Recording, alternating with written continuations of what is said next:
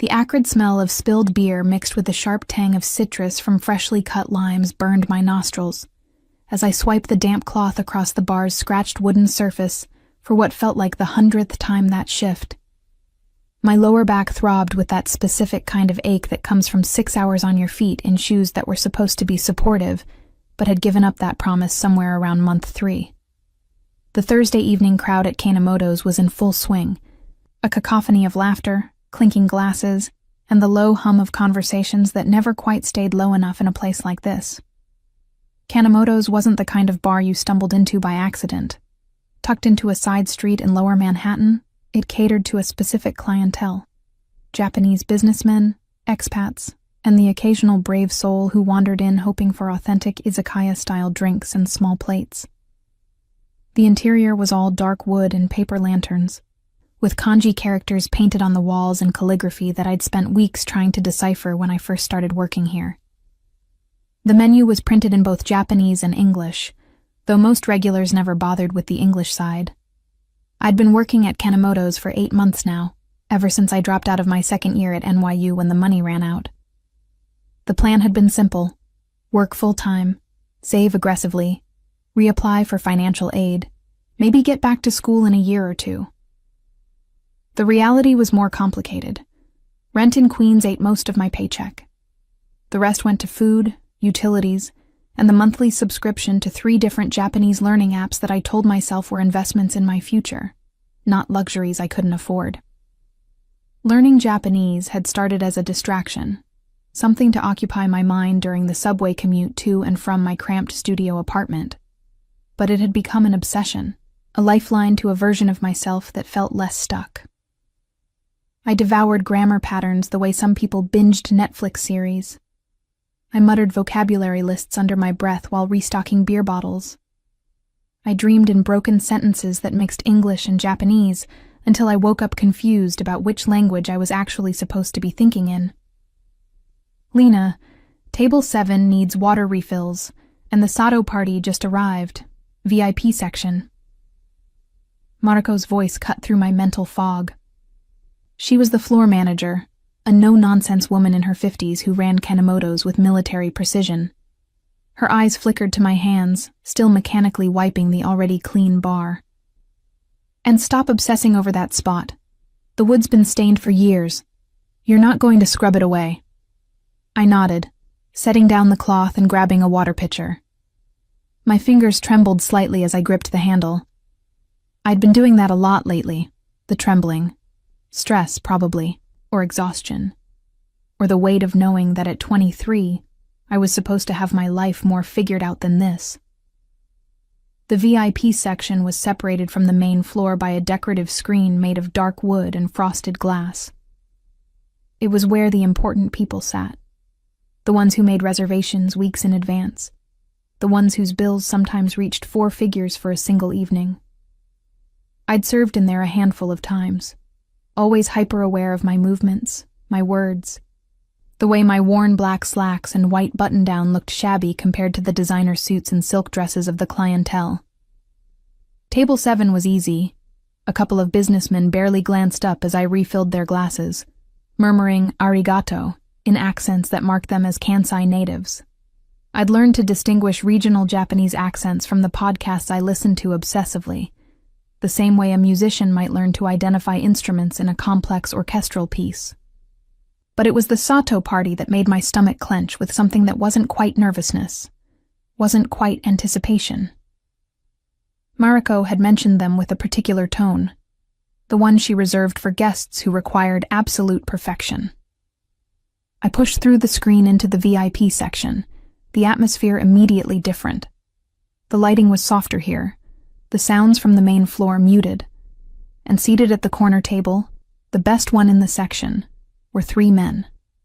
2 of them I barely registered, generic in their expensive suits, their postures relaxed in the way of people accustomed to being served.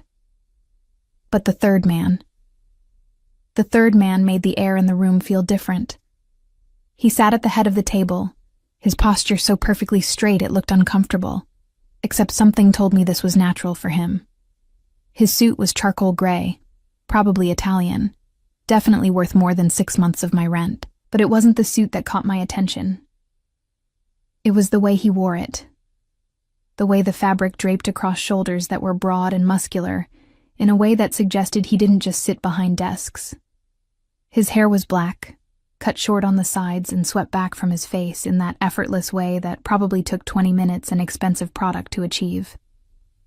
His features were sharp, almost severe. High cheekbones, a strong jaw, eyes that were dark and unreadable as they scanned the menu in front of him. Those eyes flicked up as I approached, and I felt the weight of his gaze like a physical thing. It was assessing, calculating, taking in every detail of my appearance in the span of a heartbeat. I'd been looked at before, by customers, by men on the subway, by my ex-boyfriend before he decided a struggling college dropout wasn't worth his time. But this was different. This felt like being read, like every insecurity and ambition I carried was suddenly visible on my skin. "Good evening," I managed, my voice professionally pleasant despite the way my pulse had kicked up. "Can I start you with drinks?" One of the other men spoke, ordering in rapid Japanese that I caught maybe 70% of. Something about whiskey, ice, specific brands I'd need to confirm with Mariko. I nodded, scribbling notes, hyper-aware of the third man's continued silence, his continued observation. When his companions finished ordering, he spoke for the first time. "Yamazaki 18. Neat." His voice was low, controlled, with an accent that was distinctly American but carried Japanese pronunciation with native precision. Each word was deliberate, measured, as if speech itself required the same discipline as everything else about him. "Of course," I replied, grateful my voice didn't shake. "I'll have those right out." I made it 3 steps toward the screen before I heard it. A sharp exhalation, the kind that in Japanese culture signaled impatience or disapproval without words. I froze, my server instinct screaming that I'd done something wrong, but I couldn't figure out what. "The Yamazaki 18 is top shelf, behind the bar." His voice again, still quiet, but with an edge that made it a correction rather than a suggestion. "Not in the storage room." Heat flooded my face. He was right. Tommy, the new bartender, had mentioned something about reorganizing the top shelf bottles that morning, moving some to the main bar for easier access. I'd forgotten. In my exhaustion, in my attempt to move efficiently, I'd been about to walk in the wrong direction. "My apologies," I said, turning back with what I hoped was a professional smile. "I'll have those out immediately." Another sharp exhalation. Softer this time. Almost thoughtful. I escaped through the screen, my hands shaking harder now as I approached the bar. Tommy was mixing something complicated for table 12, his movements showing off in that way that marked him as someone who'd watched too many cocktail competition videos. "I need 3 whiskeys," I said, my voice tight. 2 Hibiki Harmony, 1 Yamazaki 18, now. He glanced up, taking in my expression. "What's wrong? You look like you've seen a ghost." "VIP section, the Sato party." Understanding dawned on his face. Even Tommy, who'd only been working here for 2 weeks, had heard about the Sato reservations. They came irregularly, maybe once every few months, but when they did, Mariko's stress levels visibly spiked. "That's the Sakamura group," he said quietly, pulling down the bottles with practiced efficiency. "Sato is probably their legal representation or something, but the guy you're really serving? That's Kaido Sakamura." The name meant nothing to me, but Tommy's tone suggested it should. "Should I know who that is?" He looked at me like I'd asked if the sky was blue. "You really don't pay attention to anything outside your language apps, do you? Sakamura family, Japanese American.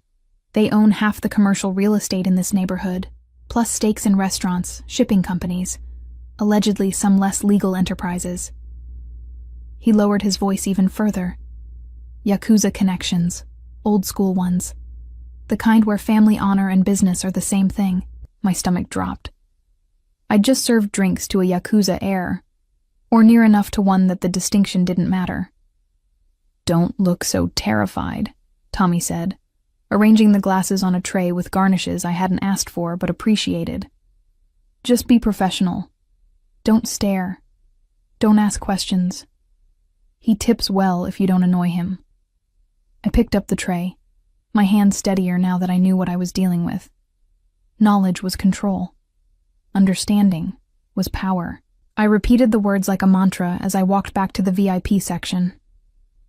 The three men were deep in conversation when I returned, their voices low and rapid in Japanese that was too fast, too colloquial for me to fully follow. I caught fragments, something about contracts, about timing, about someone named Takeda who'd caused problems. I set down the drinks with practiced efficiency, placing each glass in front of its owner without interrupting their flow. I was reaching for the Yamazaki 18, about to set it before Kaito Sakamura, when one of his companions laughed at something and gestured widely, his hand bumping my elbow. The glass tilted, and for one horrible moment, I thought I was going to spill 18-year-old Japanese whiskey all over a Yakuza heir's custom suit. I caught it, barely. The liquid sloshed but didn't spill, and I steadied the glass with both hands before setting it down with more force than intended. It made a sharp sound against the wooden table, loud enough that all three men stopped talking and looked at me. "Kuso," I muttered under my breath, the curse slipping out before I could stop it. Shit, the most basic, vulgar, pedestrian Japanese curse word, one of the first I'd learned because of course it was. Silence fell like a guillotine blade. Kaito Sakamura's head tilted, just slightly, his dark eyes fixing on me with an intensity that made my throat go dry. When he spoke, his voice was even quieter than before, which somehow made it more commanding. "Nante ita." "What did you say?" My brain short-circuited between panic and the automatic translation reflex. He was asking what I'd said. He'd heard me. Of course he'd heard me. I'd just cursed in Japanese in front of a native speaker, in front of a man who probably had people disappeared for lesser offenses. Nothing. I apologize. The glass almost... No. His eyes never left mine. "You said something. In Japanese." He leaned back slightly in his chair, his posture relaxing in a way that was more predatory than casual. "Say it again. Properly." One of his companions shifted uncomfortably.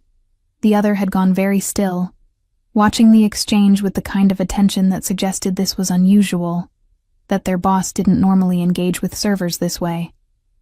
"I really should. Properly," he repeated, his tone making it clear this wasn't a request despite the grammatical structure. His lips curved, not quite a smile, more like the ghost of amusement. "Your pronunciation was off. The U in Kuso should be shorter. Almost silent. Try again." Heat flooded my face for an entirely different reason now. He wasn't angry. He was testing me. Worse, he was teaching me. "Kuso," I whispered, shortening the U the way he'd instructed, feeling absurd and exposed and somehow more visible than I'd been in months. Something shifted in his expression. Not quite approval, but close. Recognition, maybe. "Better. Where did you learn Japanese?" The question was so unexpected that I answered honestly. "Apps, textbooks from the library, podcasts." I gestured vaguely, aware of his companions listening. "I'm self-taught." Why? Direct, demanding. As if my motivations were his business simply because he'd decided they were. I should have deflected. Should have given some generic answer about travel plans or cultural interest. But standing there under his gaze, I found myself telling a version of the truth. I want to study abroad, in Japan. There's a scholarship program, but it requires N2 level proficiency, and I can't afford formal classes, so I'm trying to teach myself, but it's slow, and I'm probably making 100 mistakes with every sentence, and I cut myself off, realizing I was babbling to a customer, to a dangerous customer, spilling my inadequacies like they were his concern. Kaido Sakamura studied me for a long moment, his expression unreadable. Then he picked up his whiskey, took a measured sip, and set it down with deliberate precision. "You used Kuso incorrectly," he said, his tone conversational now, almost casual. "It's too harsh for the situation. For a near accident, you'd use yabai or abunai. Kuso is for when something's already gone wrong beyond repair." He paused. "Context matters in Japanese more than grammar. Apps won't teach you that." I stared at him, uncertain if I'd just been corrected or helped or both. "Your shift ends at what time?" he asked. 11, I answered automatically, then immediately regretted it. Why had I told him that? Why was I still standing here? He nodded, dismissing me with nothing more than a shift in his attention back to his companions. I stood there for one more frozen second before my survival instincts kicked in, and I fled back to the main floor, my heart pounding so hard I could feel it in my throat. Mariko caught me near the bar, her expression concerned. "What happened in there?" I cursed in Japanese in front of Kaido Sakamura, I said flatly, and then he corrected my pronunciation. Her eyes widened. "He spoke to you?" "No. He asked where I learned Japanese, then told me I used the wrong curse word for the situation." I laughed, the sound slightly unhinged. "I think I just got a language lesson from a Yakuza heir." Mariko's expression shifted through several emotions too quickly for me to track. Finally, she settled on something that looked like resignation mixed with warning. "Lena," she said carefully, "the Sakamura family doesn't engage with people casually. If Kaido spoke to you, it's because he found something interesting. And when men like him find things interesting, those things tend to become complicated very quickly." I thought about his eyes on mine, the weight of his attention, the casual way he'd commanded me to speak. What should I do? "Your job. Be professional. Don't assume this means anything."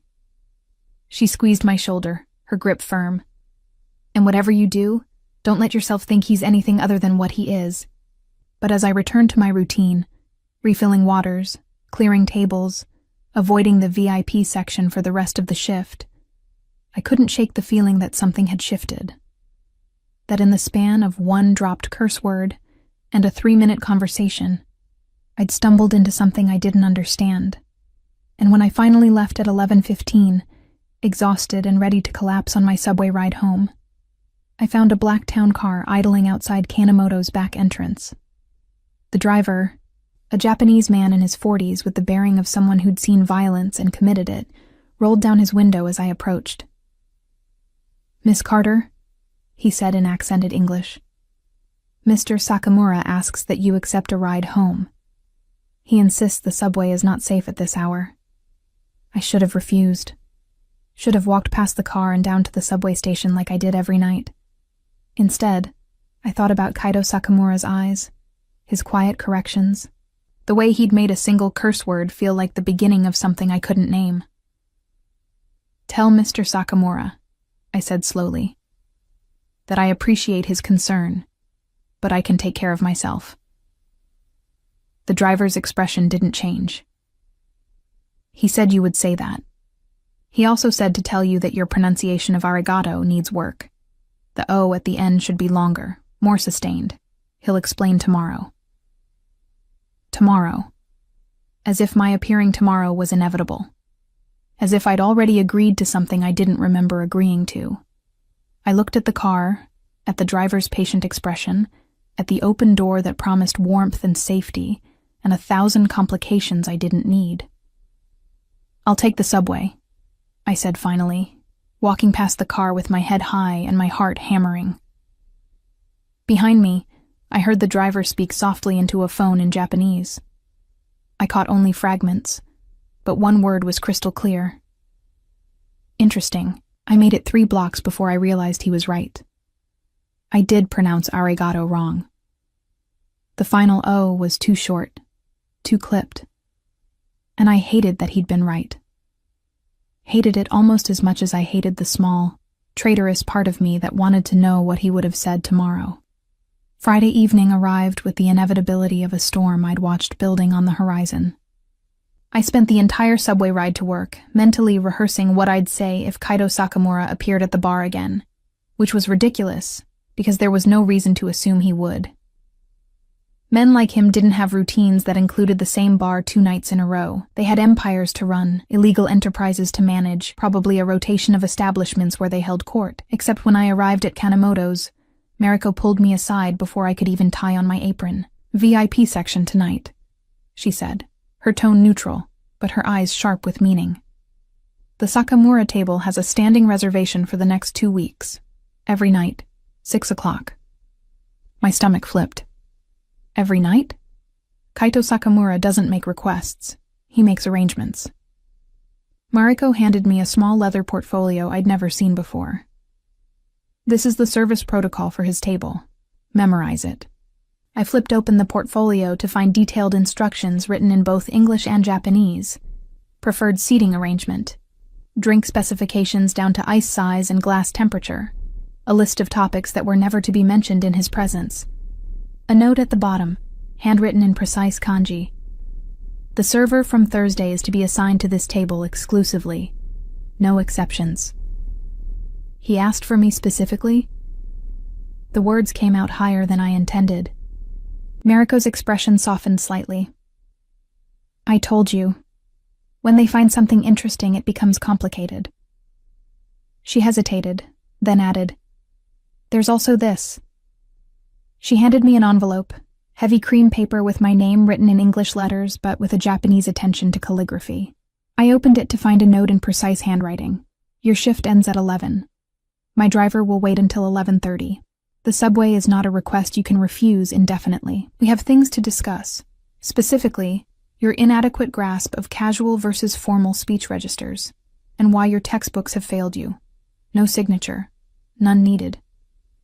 "He can't just—" I started. "He can," Mariko interrupted. "And he has. The question is what you're going to do about it."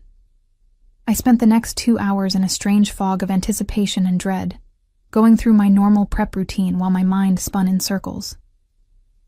At 5:45, I retreated to the bathroom to check my appearance. My blonde hair was pulled back in its usual practical ponytail, a few strands already escaping around my face. My uniform was clean, but worn, the white button-down showing the faint outline of a camisole underneath. I looked exactly like what I was, a 23-year-old woman working a job that barely covered rent, existing in a constant state of tired. Nothing about me should have registered to someone like Kaito Sakamura. We existed in different stratospheres of reality. At precisely 6 o'clock he arrived. Not alone this time. He was accompanied by a woman, Japanese, probably late 20s, devastatingly beautiful in that effortless way that suggested professional makeup artists and personal shoppers.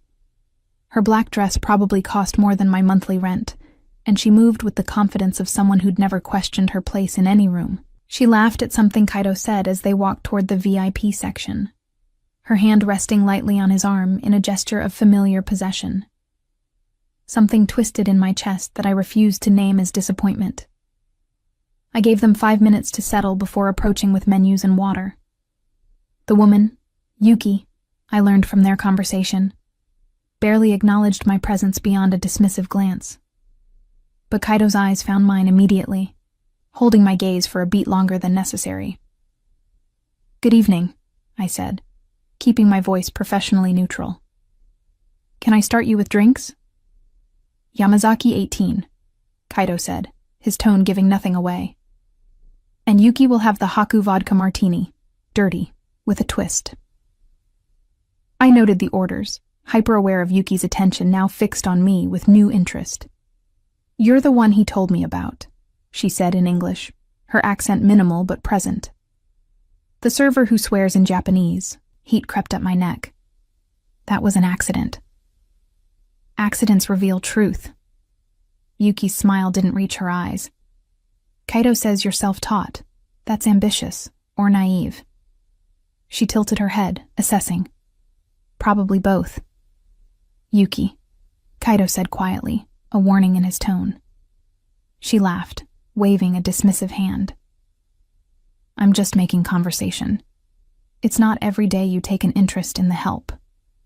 The casual cruelty of it landed like a slap. I kept my expression neutral. Years of service work teaching me how to absorb insults without reaction. I'll have those drinks right out. I made it halfway to the bar, before I heard Kaido speak again, his voice low but carrying. That was unnecessary. Was it?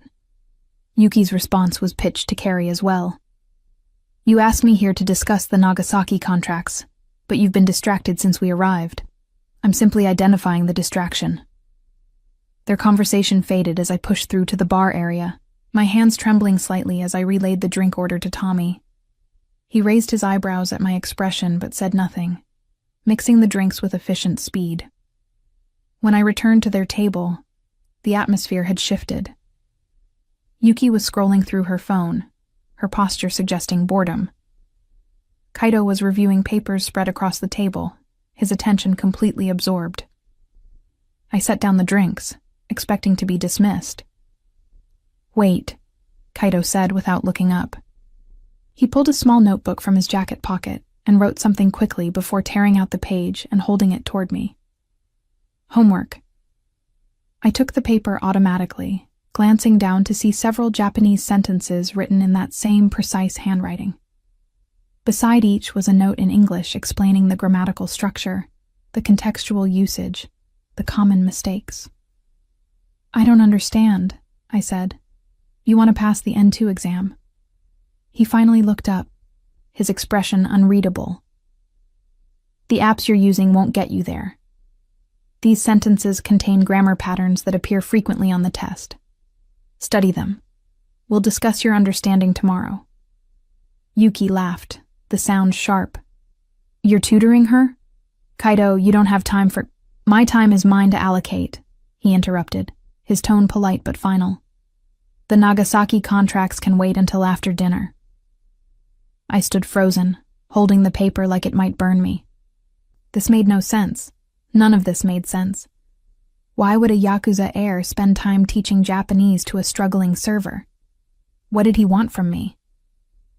I can't accept this, I said carefully. I mean, thank you, but I don't want to impose on your time or create any misunderstanding about what?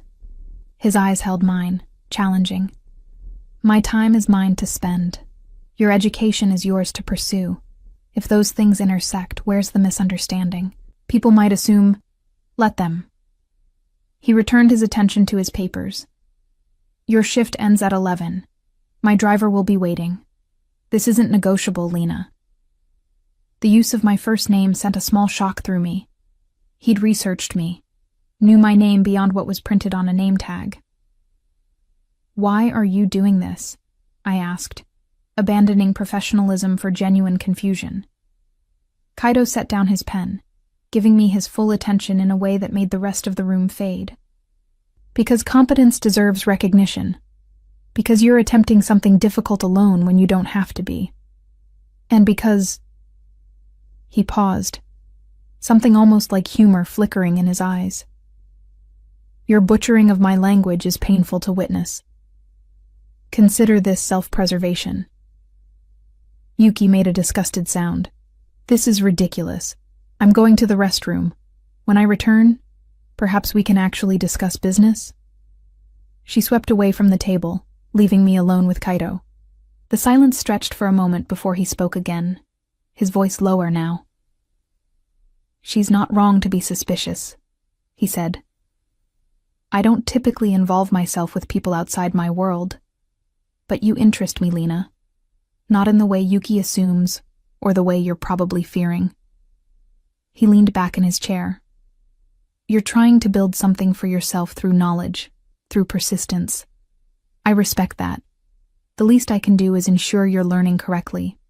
And what do you want in return? I asked, because men like him didn't give without expecting something back.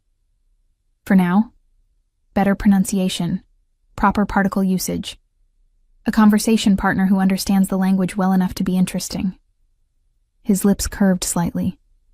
If that changes, I'll tell you. It should have reassured me. It didn't. The rest of the evening passed in a surreal haze. I served their table, watched Yuki's increasingly irritated attempts to reclaim Kaito's attention, and felt the weight of his gaze every time I entered the VIP section. When their meal concluded, Yuki left in a sleek red sports car, her goodbye to Kaito perfunctory and cold. He remained, moving to the bar area where he sat nursing a second whiskey while the evening crowd thinned. At 11 all, I clocked out with trembling hands. The paper with his homework felt heavy in my apron pocket. Mariko caught my arm near the employee exit. "Are you taking the ride?" she asked quietly. "I don't know." "Lena." She squeezed my arm. "Whatever this is, be careful. Men like Kaito Sakamura don't do anything without reason. The fact that you can't see his reason yet doesn't mean it doesn't exist." I nodded, pulling on my jacket and stepping out into the November cold. The black town car was there, as promised. But this time, when the driver opened the door, I saw Kaito himself in the back seat, laptop open, completely at ease in the leather interior. "Get in," he said without looking up. "We're going to practice your listening comprehension. I have a conference call in Japanese in 20 minutes. You'll listen and summarize what you understood." "That's confidential business information," I protested, even as my feet carried me toward the car. "Nothing you'll understand is confidential. Everything you will understand is intentional." He finally looked up, one eyebrow raised. "Are you getting in? Or am I sending my driver to physically retrieve you from the sidewalk?" I got in. The interior smelled like leather, and that same subtle cologne I'd noticed the night before, something woody with hints of citrus. The divider between us and the driver rose silently, creating a private cocoon. Kaito handed me a set of headphones. "Listen," he instructed. "Don't try to translate every word. Listen for meaning, for context, for the shape of the conversation." The call began, rapid Japanese flowing through the headphones as Kaito spoke with someone named Tanaka about shipping schedules and container manifests. I caught maybe 30%, enough to understand they were discussing legitimate business, deliberate in what he'd chosen to let me hear. When the call ended, he looked at me expectantly. "Well?" "You're expecting a shipment next week?" I said slowly. "Something from Yokohama. There's a delay because of port inspections. But you have someone who can expedite the process. Tanaka is nervous about the cost, but you told him the cost is acceptable if it means staying on schedule." 95% correct, Kaito said, satisfaction in his voice. "The shipment is from Yokohama. Good. Your listening comprehension is better than your speaking." "How do you know my speaking needs work? You've heard me say maybe 15 words in Japanese." 14, he corrected. "And I know because of your vowel length, your pitch accent, the way you swallow certain consonants. You're learning from textbooks designed for reading comprehension, not conversation." He pulled out his phone and typed something quickly. "I'm sending you a link to better resources. Podcasts specifically designed for N2 level learners. Use them." My phone buzzed in my pocket. I pulled it out to see a message from an unknown number. A list of links, each with a brief description in English. "How did you get my number?" "I own part of the phone company," he said casually, as if that explained and justified everything. "Also, the building where you live." My blood went cold. "You've been checking up on me?" "I've been ensuring you're safe. There's a difference." He closed his laptop, giving me his full attention. "Lena, you live in a building with inadequate security in a neighborhood with increasing property crime. You walk home from the subway alone after midnight. You have no emergency contacts listed with your employer besides a cousin in Chicago you haven't spoken to in 6 months." He recited these facts with clinical precision. "These are things I know, because I make it my business to know. If that concerns you, it should." but it should also tell you something about how seriously I take anything I decide to protect. I didn't ask for your protection. No, he agreed. You asked for help learning Japanese. The protection is simply a practical side effect of the kind of man I am. The car pulled up outside my building, a rundown 6-story walk-up in Queens that looked even more depressing next to the luxury vehicle. Kaito glanced out the window, his expression unreadable. 7th floor, apartment 7C, he said. Your rent is 3 weeks overdue. Your landlord, Marcus Chen, has filed preliminary eviction paperwork. Horror and humiliation warred in my chest. How do you... The same way I know everything else. He reached into his jacket and pulled out an envelope, setting it on the seat between us. Consider this an advance payment for your services as my conversation partner. We'll meet twice weekly for structured lessons. This covers the first month. I stared at the envelope, not touching it. How much is in there? Enough to cover your rent, your overdue utility bills, and your subway fare to work. He paused. It's not charity, Lena. I'm paying for a service. You have knowledge I want. Authentic practice with someone learning the language seriously. That has value. This is insane. But my hand was already reaching for the envelope, fingers trembling. You're essentially paying me to learn from you. I'm paying you to be available when I want to practice explaining complex concepts in Japanese. You happen to benefit from the explanation. He opened the car door. My driver will see you to your apartment. Tomorrow, 6 o'clock. We'll begin with formal versus casual speech registers.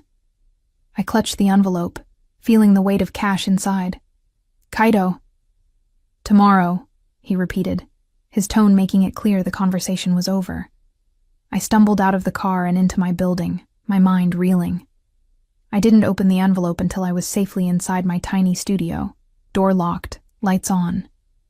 Inside was exactly $3,000 in cash and a note in that same precise handwriting.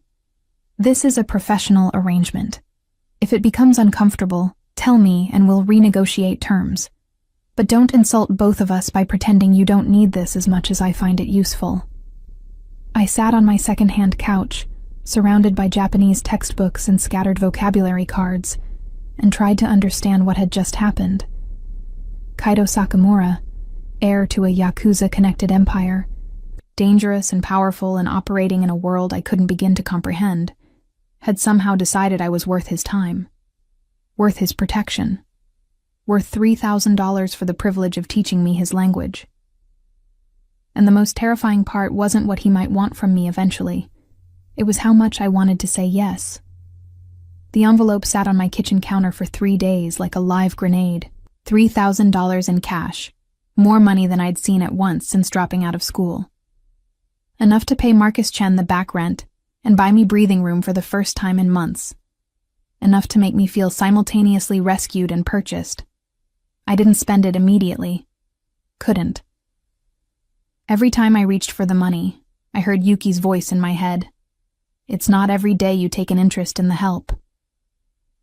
The casual dismissiveness of it, the certainty that whatever Kaito's interest in me was, it couldn't possibly be genuine. But I showed up at Kenemoto's on Saturday at 5:30, my stomach in knots, and my textbook notes stuffed into my bag like armor.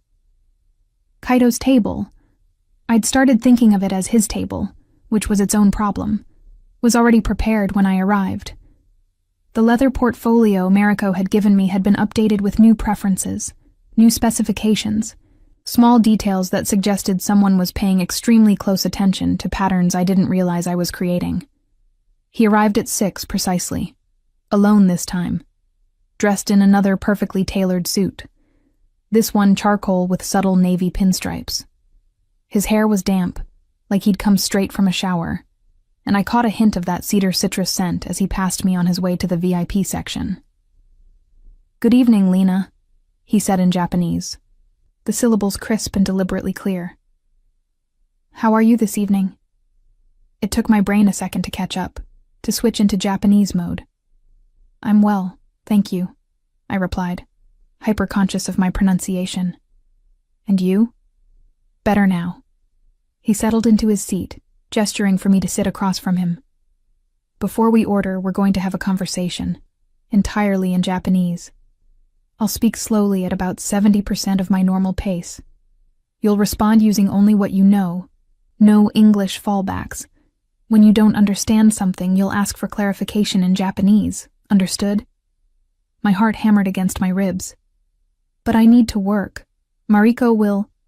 I've arranged coverage for your section, he interrupted, switching back to English. For the next 2 hours, your only job is to sit here and learn. After that, you return to your normal duties. His expression softened marginally. Unless this is uncomfortable for you. In which case, I'll leave, and this ends now. I should have said yes. Should have taken the out he was offering and gone back to my normal life of struggling in comfortable obscurity. Instead, I heard myself say, "What do you want me to call you?" In Japanese, I mean. The formal casual thing is, Kaido is fine when we're alone. Sakamura-san when we're not. He pulled out a leather-bound notebook and set it on the table between us. We'll start with introductions. Tell me about yourself. In Japanese. 3 sentences minimum. Begin. What followed was the most excruciating, exhilarating 2 hours of my life.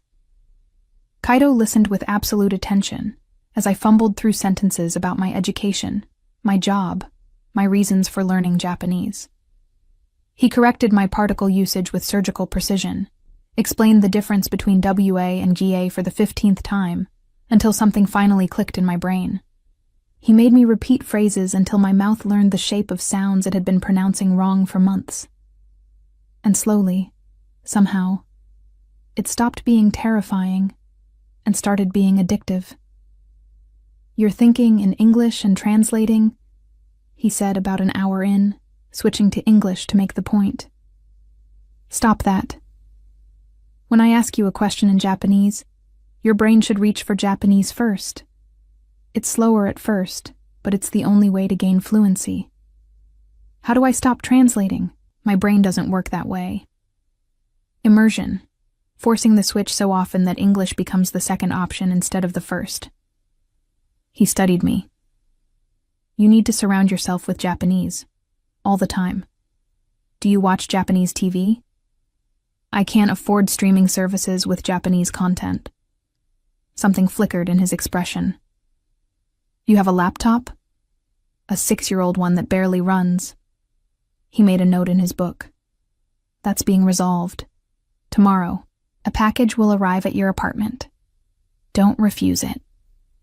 Kaido, this is an investment in my conversation partner's competency, he interrupted. If I want our sessions to be productive, you need proper resources. Accept it as a business expense. This isn't normal, I said, switching back to Japanese without meaning to, the language flowing more naturally now after 2 hours of forced practice. Men like you don't help people like me, he answered in Japanese, his tone gentler than I'd heard it. Men like me do exactly what they want, when they want, to whom they want. Right now, I want to teach you Japanese properly. Let me. At 8 o'clock, I returned to my normal duties, my brain fizzing with new grammar patterns and corrected pronunciations. Kaido remained at his table, ordering dinner and working on his laptop with the same focused intensity he'd brought to our lesson. I caught him watching me several times as I worked the floor, his expression thoughtful and unreadable. When my shift ended at 11, the black town car was waiting. I got in without hesitation this time. Tomorrow is Sunday, Kaido said, as the car pulled into traffic. You're off work. We'll meet at my office at 2 o'clock. I'll text you the address. Your office. Why not here? Because at my office I have whiteboards, proper teaching materials, and no curious staff interrupting. He glanced at me. Unless you're uncomfortable with that. I should have been. Should have insisted on public spaces and clear boundaries. But the thought of a proper lesson, with visual aids and uninterrupted time, was too tempting. Okay, I agreed. 2 o'clock. The package arrived at noon on Sunday. A sleek laptop, top of the line, with a note explaining it had been preloaded with every Japanese learning resource I could possibly need. Streaming services, digital textbooks, audio programs, all under password-protected accounts that I suspected were somehow untraceable. I spent an hour feeling like I was in over my head before curiosity won, and I started exploring the resources. By 1:30, I'd bookmarked 15 different programs and was desperately trying not to calculate how much this technology cost. Kaido's office was in Midtown, a sleek glass tower with the kind of security that required ID verification and metal detectors.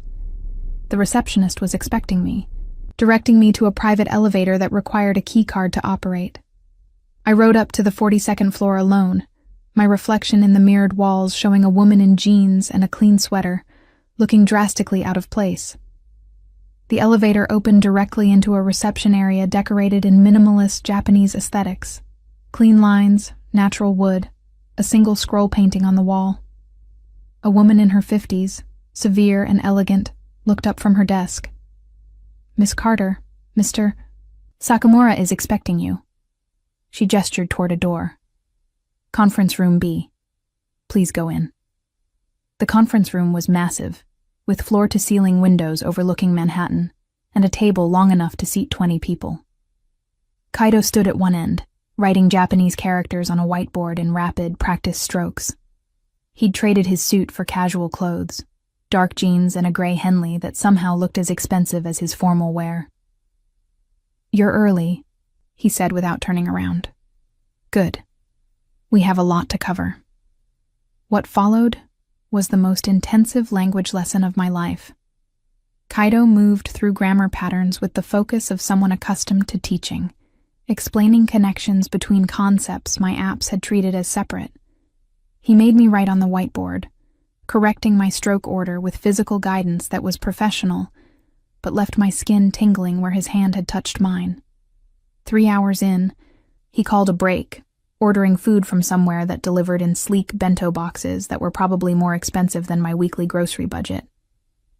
We ate while he asked about my scholarship application, the program details, my timeline.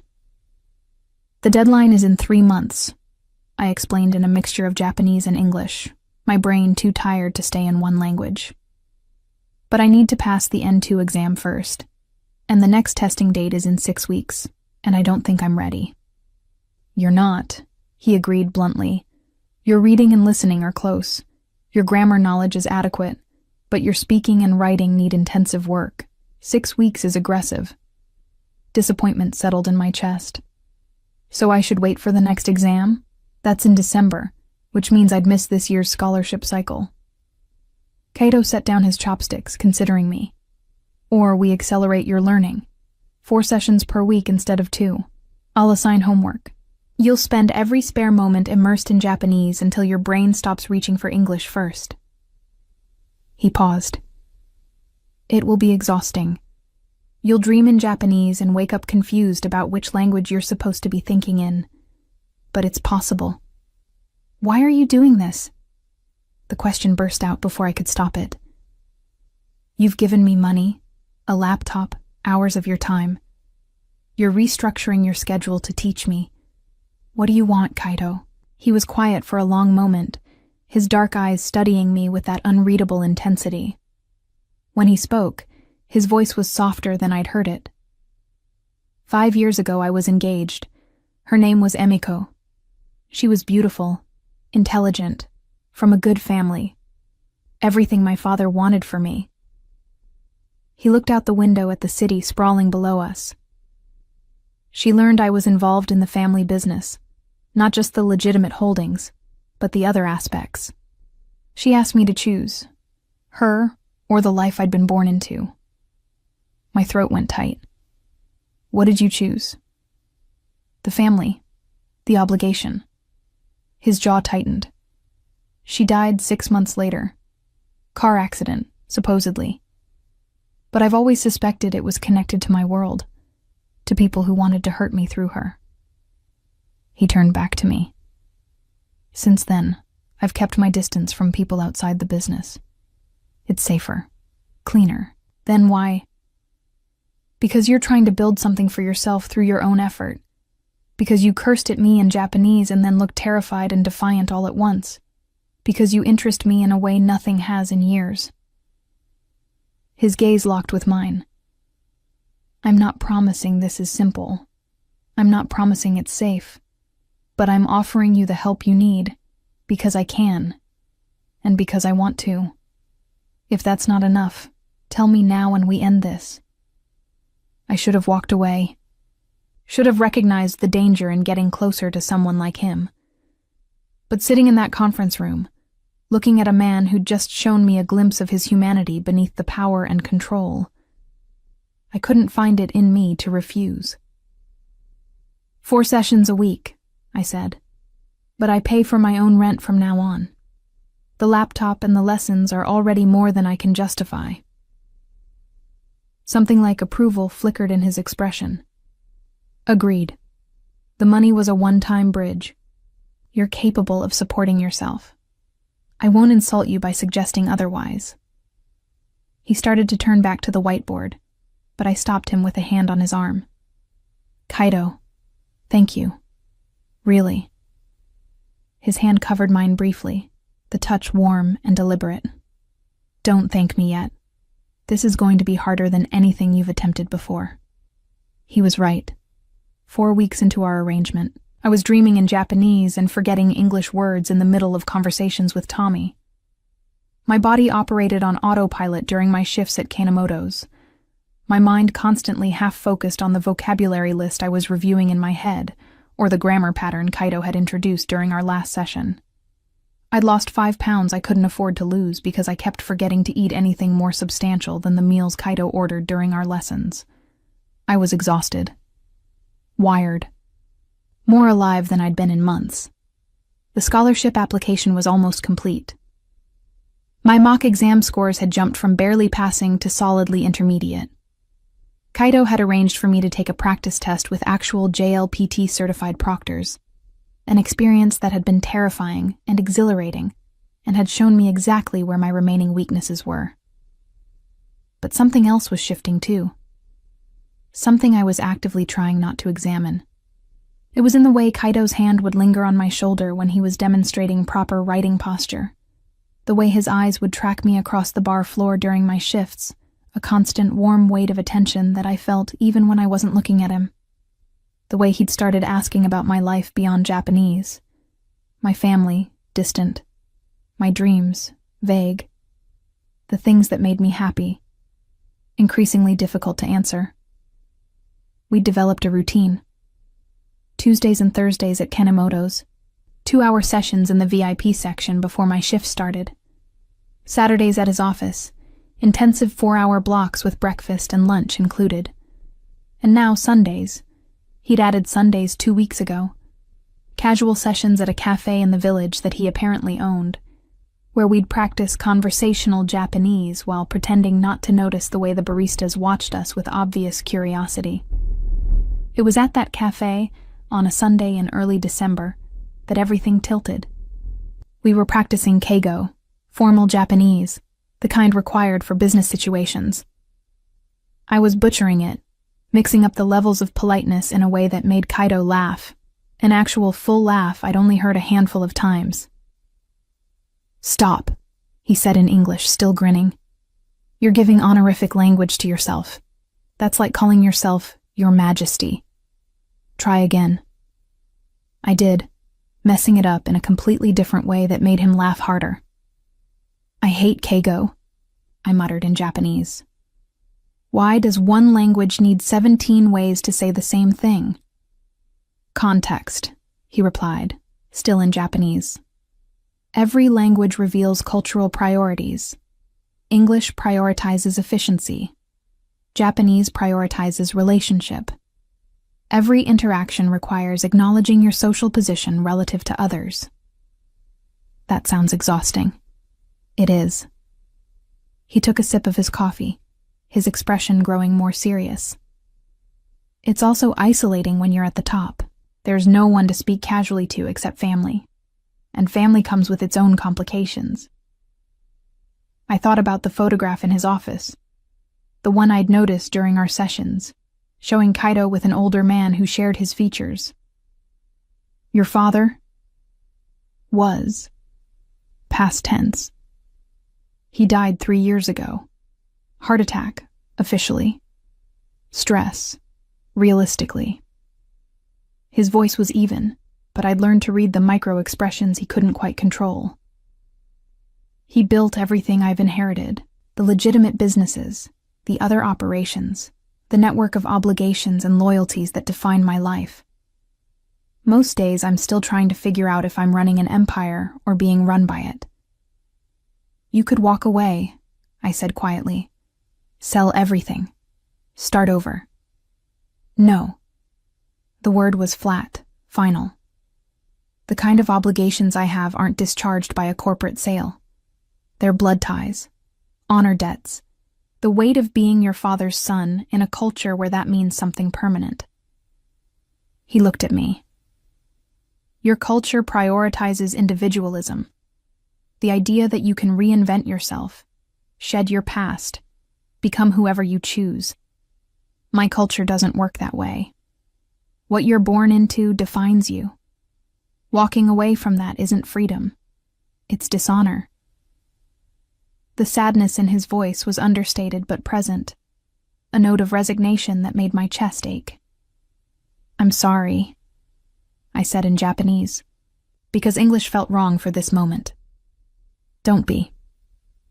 He switched to Japanese too, the conversation taking on an intimacy that the language shift created.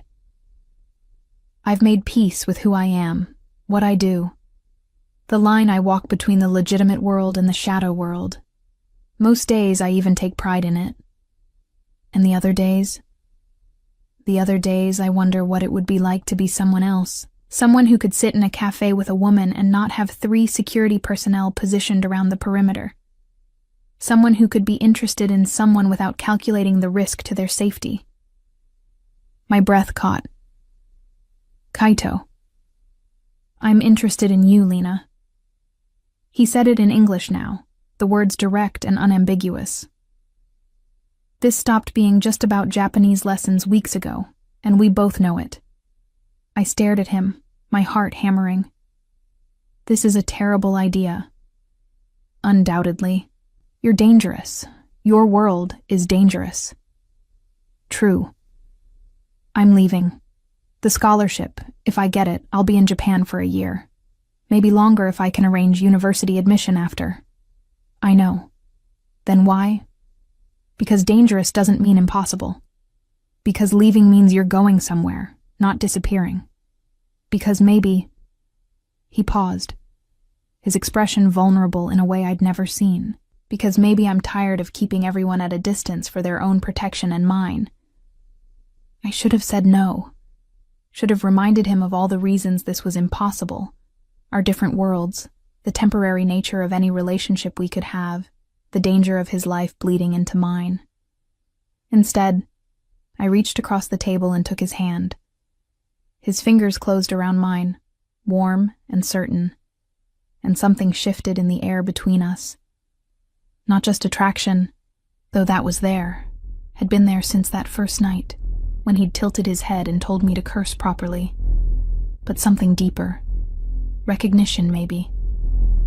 The sense of 2 people who'd been isolated in different ways, finding unexpected understanding. This doesn't mean I'm not scared, I said quietly. It would be stupid not to be scared.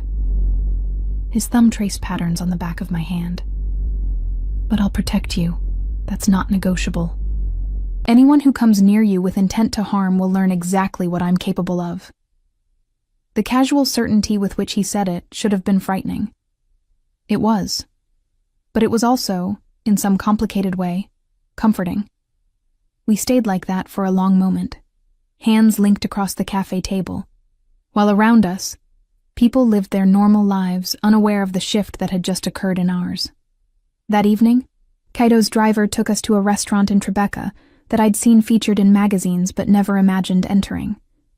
The maitre d' greeted Kaito by name, led us to a private dining room that overlooked the city lights, and departed with the kind of discretion that suggested he'd been trained to notice nothing. This is too much, I said, as a server poured wine I definitely couldn't pronounce. I can't. Lena. Kaido's voice was gentle. I'm not trying to overwhelm you, but this is my life. If we're doing this, whatever this becomes, you need to see what that means. The resources, yes, but also the constraints. The eyes always watching. The calculations behind every public appearance. As if on cue, the door opened, and a Japanese man in an expensive suit entered without knocking. He was older than Kaido, maybe early 50s, with the hard look of someone who'd lived through violence and come out the other side. Takeshi, Kaido said, his tone cooling several degrees. I thought we agreed you'd call before visiting. Forgive the intrusion, Kaito-san. Takeshi's eyes flicked to me, assessing and dismissing in a heartbeat. But we have a situation. Matsu has been making moves in the dockyard territory. He's claiming breach of agreement. Not here, Kaido said, his voice hard. And not now. It's urgent. Then it can wait 30 minutes. Steel entered Kaido's tone. I'm having dinner with Lena. You'll wait in the main dining room. Order whatever you want, and I'll join you when we're finished. Takeshi's expression flickered.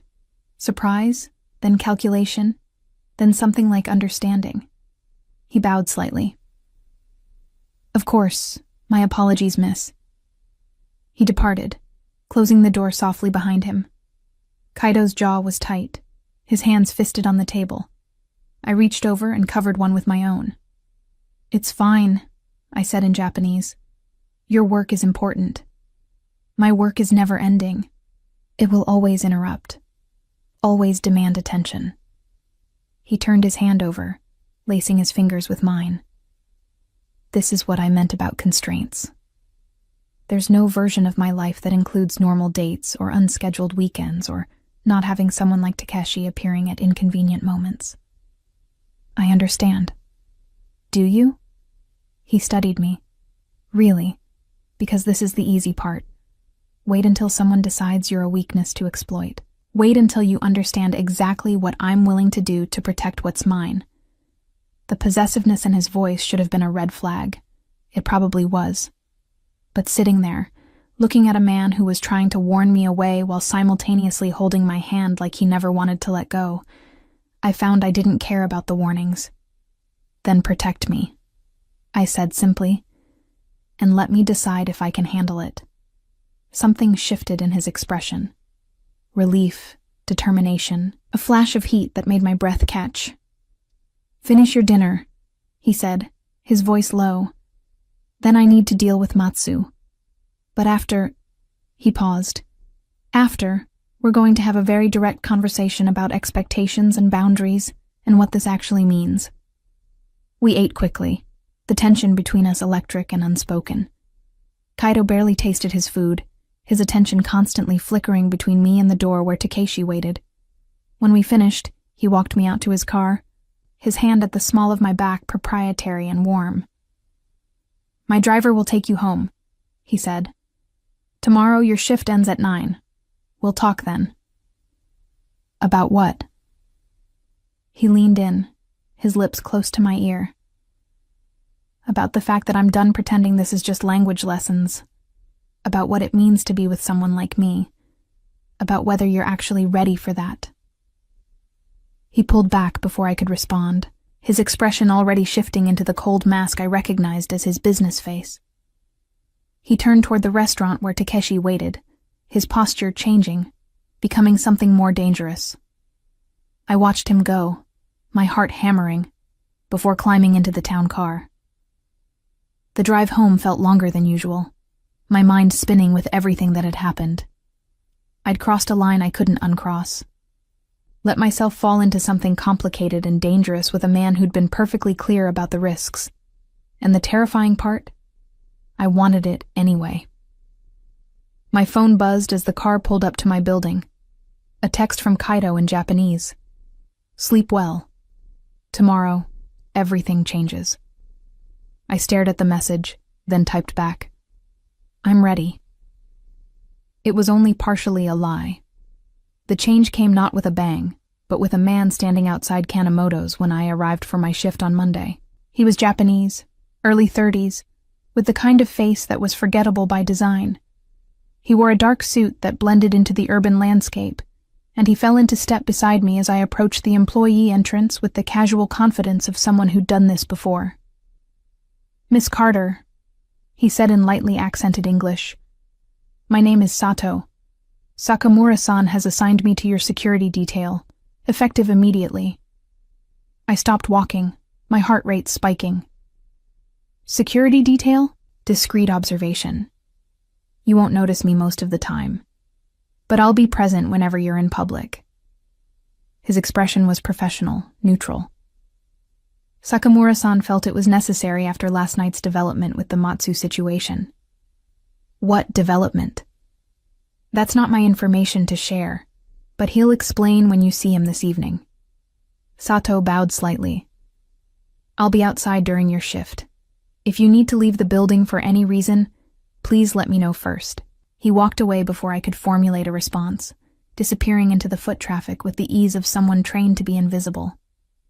I entered Kanemoto's in a daze, my mind trying to process what having security meant. Kaido had mentioned protection. I'd imagined it as abstract, the weight of his influence, his name keeping threats at bay. Not an actual person watching my movements.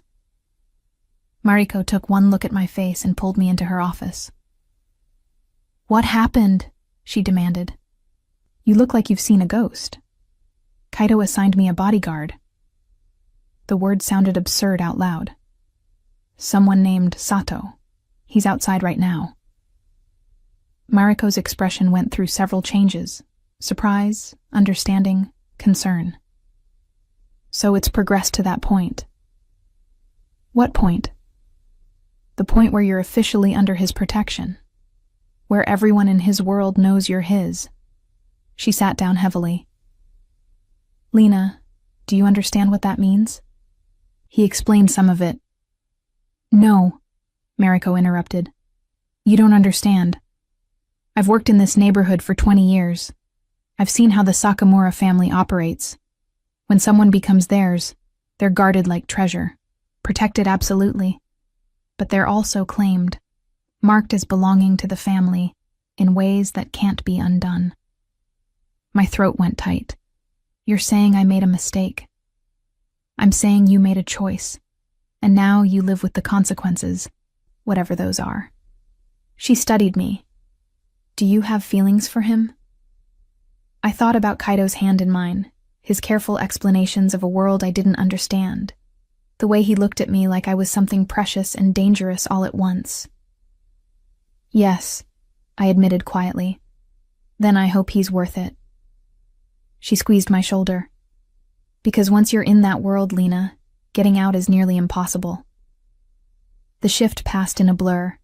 I caught glimpses of Sato through the windows, sometimes standing across the street, sometimes sitting in a parked car, always watching. Other customers noticed him too, though they couldn't have known he was there for me. Just another piece of the neighborhood's complicated security landscape. At 8:30, Kaido arrived, not alone this time. He was accompanied by Takeshi and 2 other men I didn't recognize, all moving with the coordinated awareness of people trained to assess threats. They took the VIP section, and Mariko gestured for me to serve them. Kaido's eyes found mine immediately, holding my gaze for a beat longer than necessary. "Lena, join us for a moment." It wasn't a request. I sat in the chair he pulled out, acutely aware of the other men watching me with varying degrees of curiosity and assessment. "I apologize for the security measures," Kaido said in English, his tone formal in a way that suggested this was for the benefit of his associates. "But circumstances have made them necessary. Matsu has made threats, not directly against you, but implied. I'm not taking chances." "What kind of threats?" I asked. "The kind that suggest he's researched my vulnerabilities." Kaido's jaw tightened. "He knows you're important to me. That makes you a target." One of the other men, younger, with sharp eyes and an assessing expression, spoke in rapid Japanese. I caught enough to understand he was questioning the wisdom of involving an outsider in their business affairs. Kaido responded in Japanese, his tone hard and unarguable. I translated mentally. She's mine. That's not negotiable. Any threat to her is treated as a threat to me directly. The younger man's expression shifted to something like respect mixed with wariness. He bowed slightly, an acknowledgement of Kaido's authority. Your shift ends at 9, Kaido continued in English, his attention back on me. We'll talk privately after. There are things you need to know about the situation. I nodded, understanding I was being dismissed. As I stood, Kaido's hand caught mine briefly, a touch that was warm and grounding before he released me. The hour until my shift ended felt eternal. I watched Kaido conduct what was clearly business. Papers spread across the table, low voices speaking in Japanese too rapid for me to follow, the occasional sharp gesture that suggested disagreement. Takeshi looked unhappy about something. The younger man kept glancing at me with undisguised curiosity. At 9 precisely, Kaido stood, said something to his associates, and walked toward me as I was hanging up my apron. Come, he said simply. I followed him out to where the black town car waited.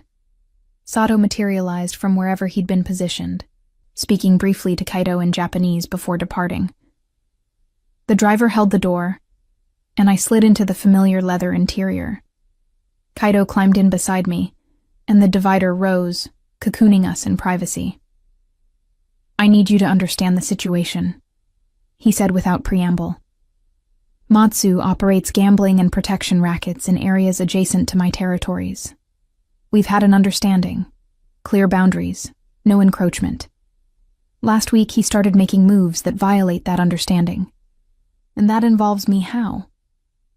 Because when I pushed back, he made it clear he'd researched me, mentioned that I'd been spending time with a pretty American girl who works at Kanemoto's. Kaido's voice went flat. That's not casual observation. That's targeted intelligence gathering. He's looking for leverage. Fear spiked through me. What does he want? Control. Territory. Probably to test whether I'm weakened by having someone I care about. He turned to face me fully. I need you to understand what this means, Lena. From now on, Sato or one of my other people will be with you whenever you're in public. You don't go anywhere without letting me know first. Your apartment building will have additional security. Your routine will be monitored. That sounds like a prison. It's protection. There's a difference. His hand found mine. I'm not restricting your freedom. I'm ensuring your safety. For how long? Until Matsu backs down, or is made to back down. His tone made clear what that second option entailed. It shouldn't be more than a few weeks. I stared out the window at the passing city lights, trying to process what my life had become. 4 weeks ago, I was a struggling server with a dream of studying abroad. Now I had a bodyguard, a powerful man claiming ownership of my safety, and enemies I'd never met who viewed me as a weakness to exploit. This is insane, I whispered. Yes. Kaido's agreement was blunt. And I'm sorry. If I could keep you completely separate from this part of my life, I would. But that's not possible anymore. Because I'm important to you. I repeated his words from earlier. Because you're mine. The correction was soft but absolute. I tried to fight that. Tried to keep this at a professional distance. But somewhere between your terrible pronunciation and your determination to learn, despite having every reason to give up, I stopped being able to maintain that distance. I looked at him, this dangerous, complicated man who'd somehow become central to my life in the span of a month. What does yours mean in your world? It means I protect you absolutely. It means anyone who threatens you answers to me. It means your well-being becomes one of my primary concerns. He paused.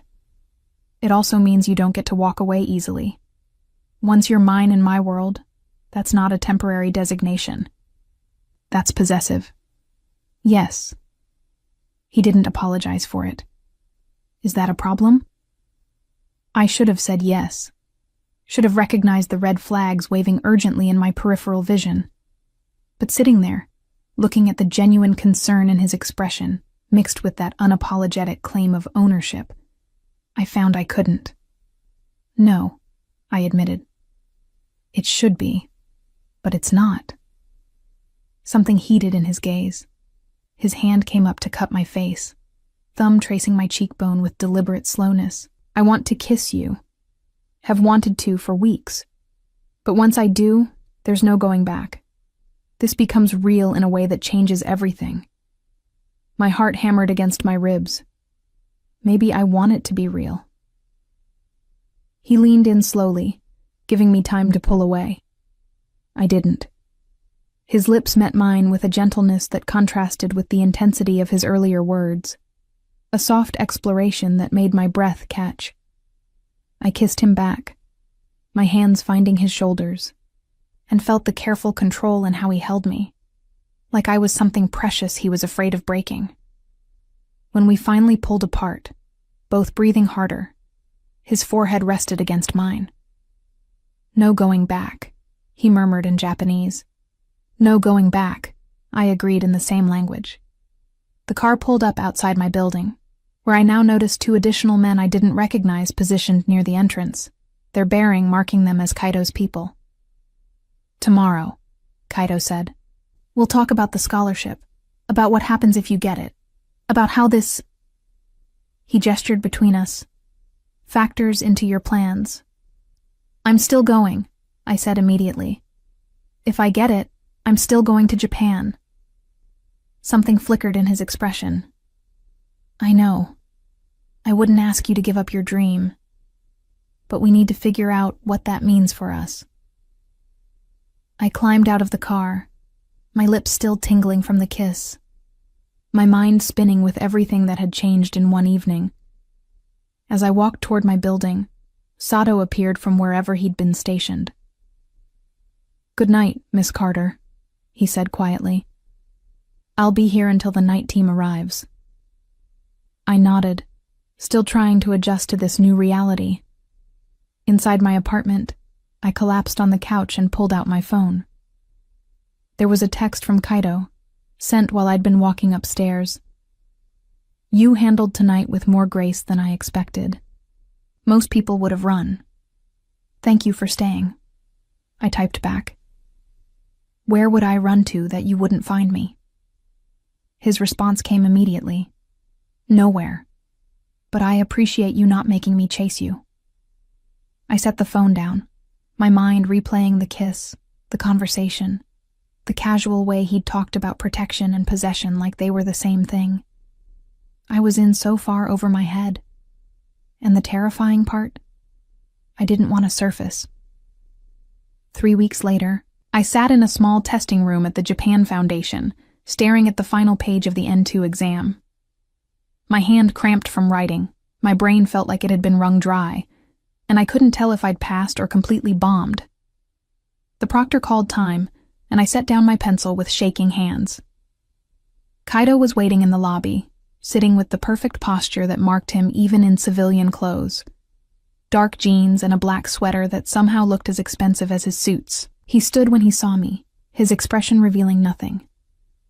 How was it? He asked in Japanese. I don't know. I answered in the same language, my brain too fried to switch back to English. I won't know for 6 weeks. You passed. He said it with certainty, taking my bag and slinging it over his shoulder. I can see it in your posture.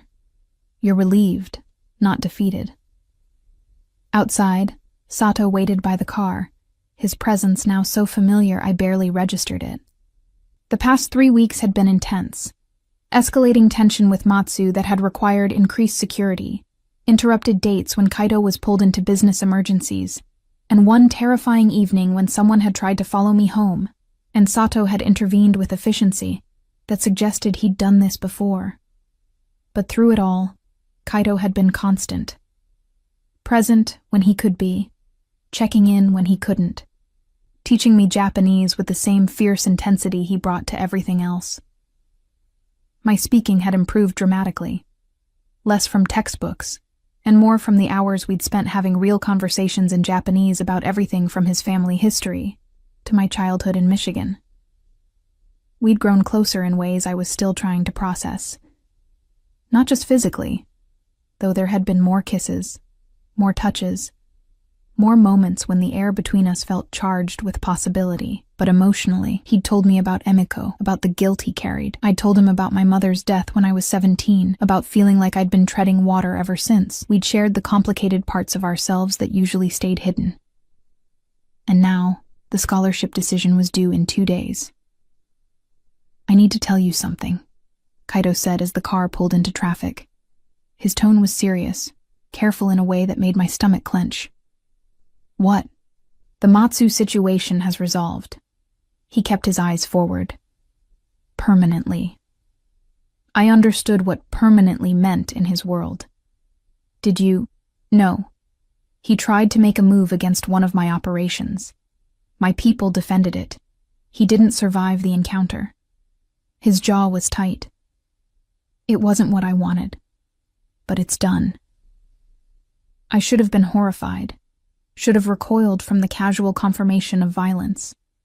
Instead, I felt a complicated mix of relief and guilt. Relief that the threat was gone, guilt that I felt relieved. "Are you okay?" I asked quietly. He looked at me then, surprise flickering in his expression. "You're asking if I'm okay?"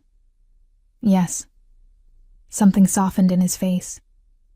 He reached for my hand, lacing our fingers together. "Most people would be focused on their own safety, on what this says about me. I already know what it says about you. You protect what's yours." I squeezed his hand. "But that doesn't mean it's easy." "No." He looked down at our joined hands. "It's not." We rode in silence for a moment before he spoke again. "The scholarship. If you get it, when you get it, I have a proposal." My heart skipped. "What kind of proposal?" "My company has operations in Tokyo, significant ones. I spend about 4 months a year there, overseeing things personally." He turned to face me fully. "What if, when you go to Japan, I arrange for my schedule to align with yours? I'll be in Tokyo for your first few months, helping you settle, making sure you're safe." "Kaito, that's..." "Selfish," he interrupted. "Completely selfish. Because I don't want you halfway around the world without me. But it's also practical. You'll need help navigating Japanese culture beyond what textbooks teach. You'll need someone who can run interference if issues arise with housing or school bureaucracy. And you'll need..." He paused. "You'll need me." The blunt honesty of it took my breath away. "What about your work here?" "Takeshi can handle things for a few months. He's been pushing for more responsibility anyway. And I have people I trust to manage the day-to-day operations." His thumb traced patterns on my hand. "This is me trying to figure out how to keep you in my life while not asking you to give up your dream." "You'd really reorganize your entire life around my scholarship?" "Yes." No hesitation. "Because you're mine, Lena. That means supporting what matters to you. And this matters to you." I stared at him, trying to process what he was offering. Not a cage, despite the possessiveness. Not control for its own sake. But an attempt to bridge our two worlds in a way that honored both.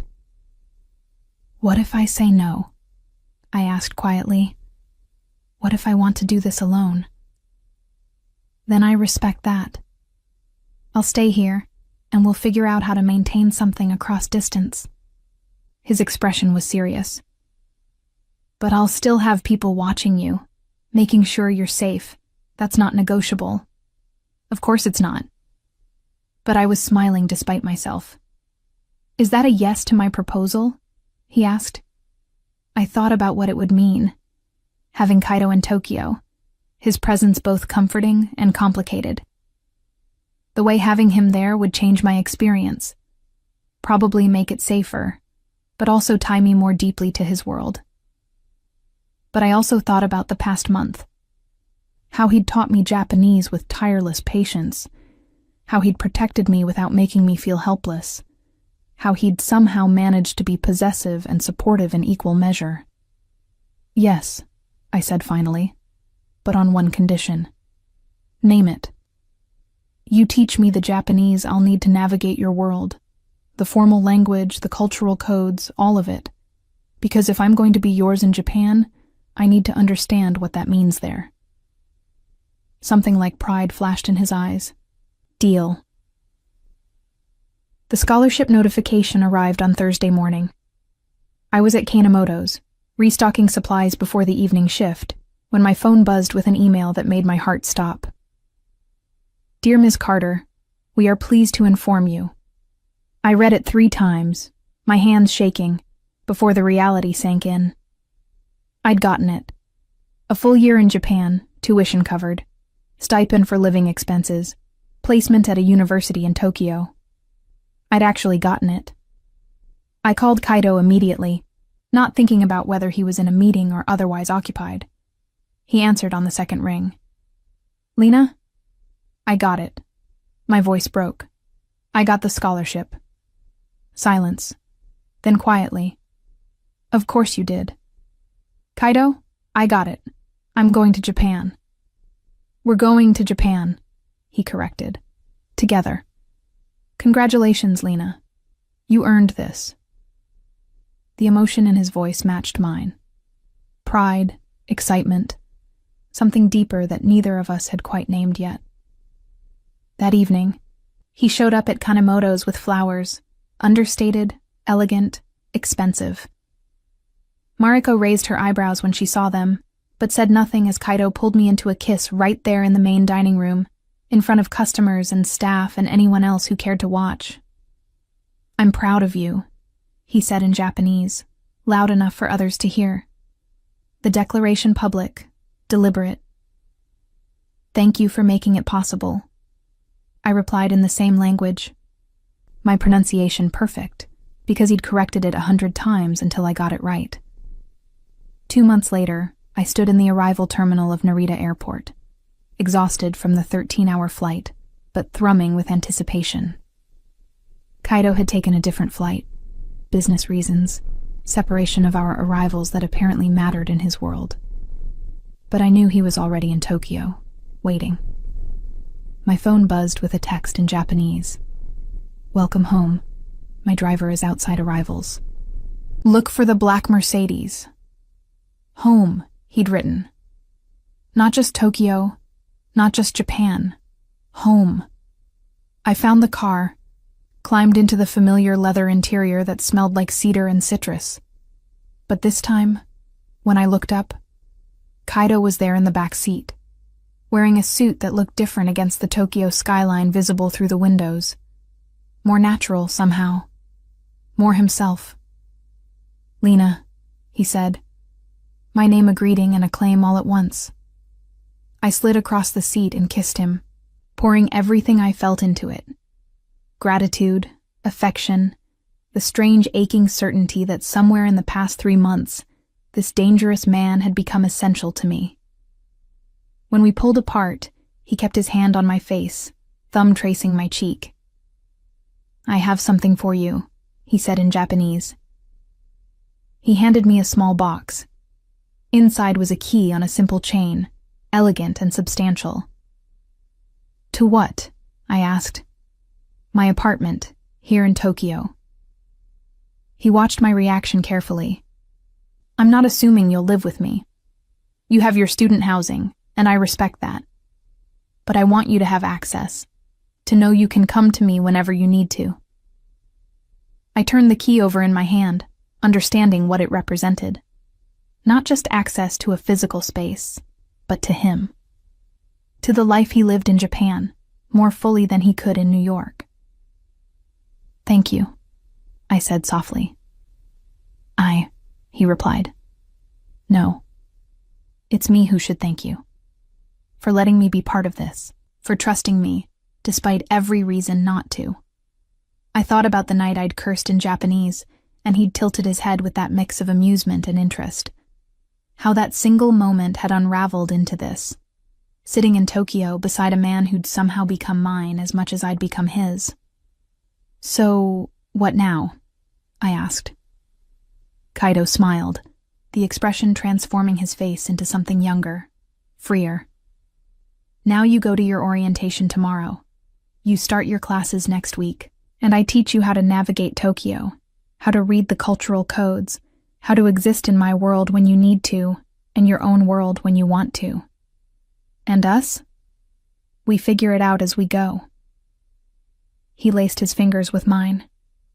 "No promises except that I'll protect you, support your goals, and be honest about what I can offer." "What about love?" The question slipped out before I could stop it. His expression grew serious. "In my culture, love isn't declared easily. It's demonstrated through action, through commitment, through time." He paused. "But if you're asking if I feel something for you that goes beyond simple interest or protection, the answer is yes. Absolutely yes." It wasn't exactly a declaration, but coming from Kaido, it was enough.